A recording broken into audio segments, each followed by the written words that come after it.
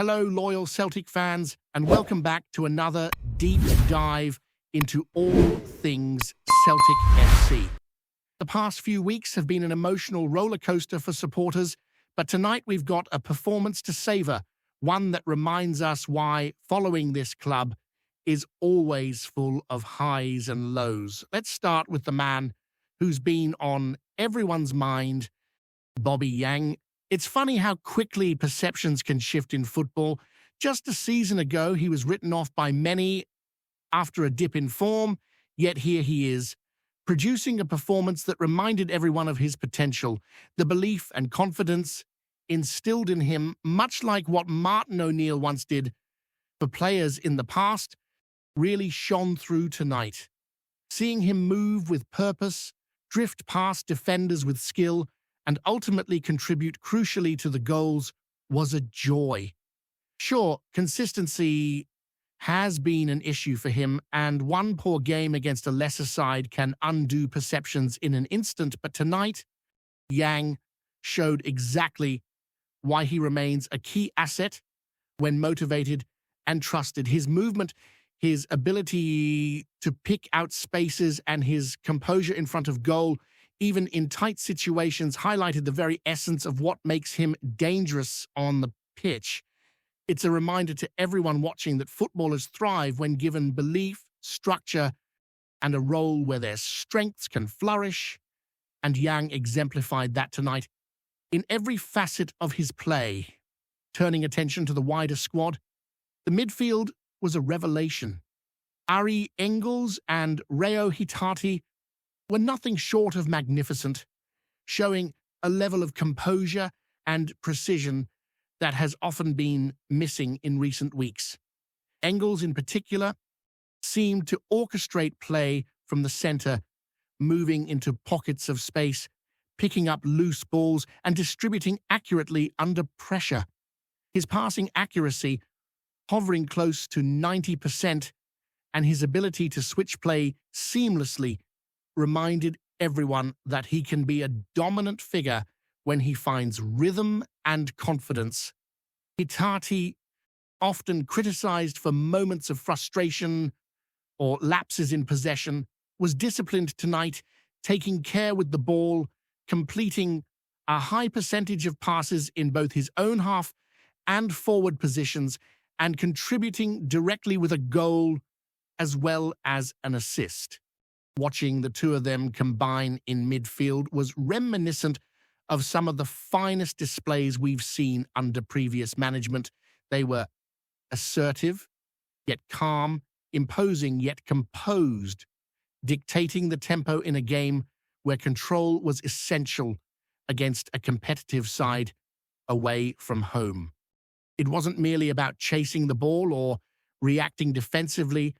It was about asserting themselves, winning possession, and turning it into attacking momentum with intelligence and precision. The synergy between Engels and Hitati was clear as they constantly covered for each other, anticipating movements and ensuring that Celtic's game plan flowed smoothly from the back to the front three.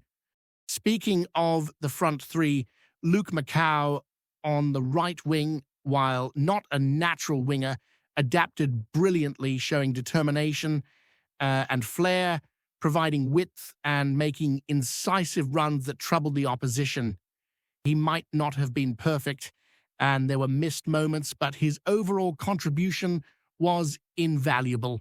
In combination with Yang, the attacking threat was significant, and the fluidity in their movement allowed Celtic to exploit spaces that might otherwise have been congested. The forwards weren't isolated, they were supported consistently by midfielders dropping in intelligently, creating triangles and ensuring the ball moved with purpose rather than desperation. It was a game where you could see structure meeting creativity, discipline meeting instinct, and the outcome was a satisfying blend of both. At the back, there were challenges, naturally. Conceding early could have been disastrous, but the team rallied, showing resilience and mental fortitude that's been a hallmark of memorable Celtic sides. Defenders like Kobe Donovan and D. Murray, who have faced scrutiny in past matches, stepped up when it mattered most. Their interceptions, clearances, and ability to win duels were crucial, especially when the opposition came at them with intent. There's always a narrative around young or criticized players, but tonight they proved that faith, even in those who've struggled, can be rewarded with solid performances when given the opportunity and the confidence to execute their roles. The defensive line, combined with midfield support, allowed the team to regain control, even after setbacks, showing that Celtic can absorb pressure, reorganize, and then strike with purpose and intent. The goals themselves were a testament to collective effort and individual brilliance. Yang's finish, while from a narrow angle, demonstrated poise and an accuracy under pressure, a reminder that instincts and skill often converge in the most crucial moments.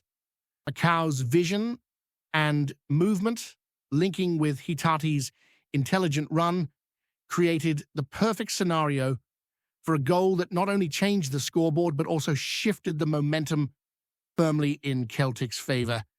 The team showed tactical awareness, moving as a unit, and ensured that the opposition were kept on the back foot for much of the second half. Even when defenders were challenged or out of position, the support from midfield and the willingness of players to cover spaces highlighted a collective discipline and understanding of responsibilities that has been developing steadily under recent management. Looking at the broader implications, this victory was not just about the 3 goals scored, but also about confidence restored across the squad.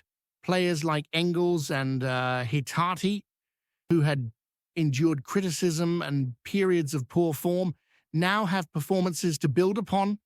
And even those who came off the bench, like Donovan, can draw belief from contributing positively in high-pressure circumstances. It is a reminder to fans and players alike that form is often cyclical and that perseverance, focus, and opportunity can yield remarkable outcomes. This match also sets the tone for upcoming fixtures, where the intensity and physicality of domestic games will test the players differently, but the principle remains the same. Belief, structure, and execution under pressure are the pillars that support success. This kind of away performance, particularly in Europe, carries significance beyond the points. It demonstrates that Celtic can compete against respectable sides, manage adversity, and deliver both tactical intelligence and individual flair when required. It injects energy into the squad and fans, offering a glimpse of potential under consistent management and with strategic selection of players. There's a sense that the season, while challenging, still holds opportunities for players to shine, for tactics to mature, and for the team to grow in cohesion. Moments like these reinforce why football is as much about psychological strength and confidence as it is about skill and strategy, and why supporting Celtic FC continues to be an emotional, rewarding, and at times unpredictable journey. Picking up from that European triumph, the discussion now moves to the broader context of Celtic's squad and the individual players who are shaping this campaign. It's fascinating how performances like tonight's can redefine perspectives almost overnight. Take the young defenders, for example. After previous shaky displays, they've now shown that resilience and composure are built through experience and proper guidance.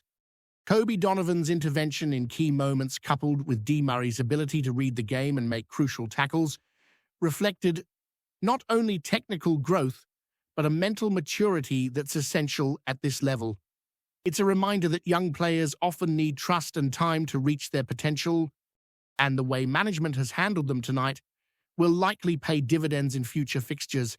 Watching them adapt to the intensity of European football respond to pressure and yet contribute positively is heartening, and it injects optimism into the squad that depth, when utilized correctly, can be more than sufficient to handle demanding schedules.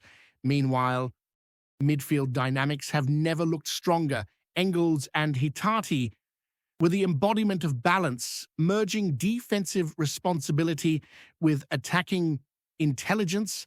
Engels especially covered vast areas of the pitch, recovering loose balls, pressing opponents, and maintaining the tempo in transitions. His decision-making, often a subject of scrutiny, appeared impeccable, and his ability to switch play and find teammates in pockets of space opened avenues for the forwards to exploit. Hitati, as mentioned, was surgical in his distribution, turning defense into attack with composure that belied the criticism he's endured. The combination of the two provided not only tactical control, but also an emotional anchor for the team, showing calm under pressure and determination to dominate key areas of the pitch.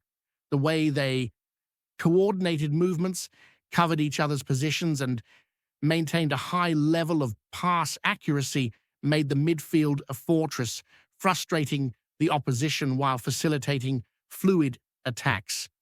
It's the kind of control that makes managers feel confident and gives forwards the freedom to take risks, knowing they're supported.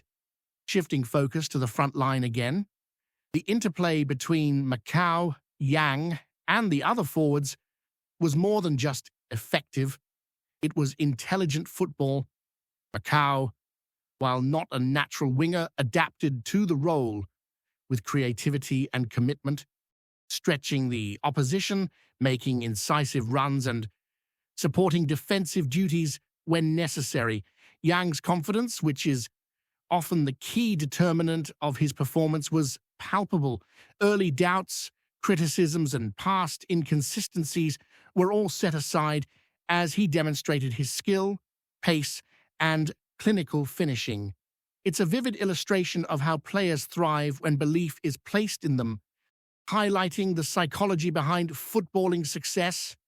Each run, each pass, each movement seemed interconnected, creating a rhythm and understanding that is the hallmark of cohesive attacking units. The combination of intuition, spatial awareness, and technical ability ensured that Celtic were constantly a threat, and their movement created opportunities not just for themselves, but for teammates who could exploit the spaces left by defenders stretched too thin. Another notable aspect of the match was Celtic's resilience after conceding early. Conceding the first goal, especially in away European fixtures, can often shatter momentum and morale. Yet the response was composed, disciplined, and tactically intelligent. Players didn't panic or abandon structure. Instead, they recalibrated, reorganized, and began exerting control over the game. This mental strength, the ability to remain focused and systematic even after setbacks, is often what separates good teams from great teams. The defensive line, coupled with the support from midfielders, created a buffer that absorbed pressure and allowed the team to launch measured counterattacks. This capacity to respond, adapt, and seize opportunities under duress is a quality Celtic supporters have longed to see consistently, and tonight it was delivered in abundance. The significance of this result extends beyond the match itself. Securing an away win in Europe, particularly with a margin like 3-1, does wonders for the confidence of the squad. It reassures players, particularly those who have been under scrutiny, that they can perform at a high level. It also reasserts Celtic's presence in the continental competition, keeping alive hopes of progressing to the knockout stages.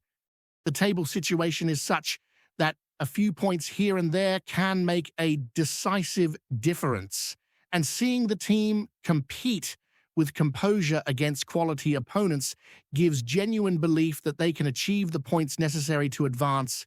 Each successful tackle, each accurate pass, each goal contributes to a sense of collective confidence that can spill over into future fixtures, both domestic and European. The performance tonight also shines a spotlight on management and tactical adjustments, deploying players in specific roles, trusting certain individuals despite recent criticism, and making timely substitutions all played a crucial role in the outcome. The coaching staff's decisions in shaping the team to respond effectively to both defensive and attacking challenges demonstrates strategic awareness and adaptability. Players like Donovan and Di Murray, coming off the bench or being placed in demanding scenarios, were given clear responsibilities and, crucially, the confidence to execute them.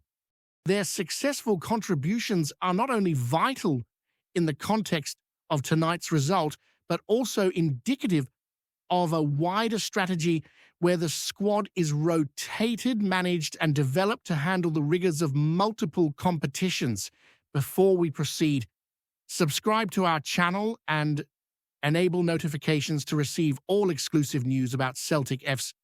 Don't miss any details about your favorite team. It's extremely important for Celtic FC fans. Whispers have been swirling around Glasgow's East End, and the latest murmur has set Celtic supporters leaning in just a wee bit closer. Word drifting through the corridors of Lennoxtown suggests that young Ben Doak, the Scottish winger whose rise has sparked more than a few raised eyebrows, may have let slip a telling line when approached with the notion of pulling on the famous green and white again. According to those close enough to hear but far enough to deny, the lad simply said it would be an honour. A brief line, aye, but one that's been ringing in Celtic ears ever since. Folk will remember the raw spark Doak showed before moving south, the kind of swagger on the ball that makes defenders second-guess themselves. Now, with rumours piling up like the rain clouds over the Clyde, there's talk he might be tempted back to the place where it all began. Nothing confirmed, nothing concrete, just that teasing hint of possibility that keeps supporters checking their phones far more often than they'd ever admit. Some inside the club insist the chatter is no more than wishful thinking, the kind of story that grows legs once it reaches the pub. Others, however, claim there's been genuine movement, with quiet conversations taking place away from curious ears. DOAK himself hasn't quelled the buzz. His supposed comment has only stoked the fire. It's the kind of phrase that carries the warmth of homecoming, and fans are letting themselves dream. Cautiously, of course, as experience has taught them, yet dream they do. There's a sense, barely spoken but widely felt, that something is shifting. Whether it's the player's own ambition, the club's long-term planning, or simply the gravity of Celtic Park pulling at a lad who once lit it up, nobody can say for certain. But the rumour refuses to fade. It lingers like the echo of a chant after the final whistle, growing louder each time it's retold. For now, all anyone has is that single line, whispered and re-whispered. It would be an honour. And in this part of the footballing world, sometimes that's all it takes to set imaginations running wild. Hello, fan. Don't forget to like and subscribe to the channel, as it means a lot to Celtic FC. Also, share your opinion about the news in the comments below. See you in the next video.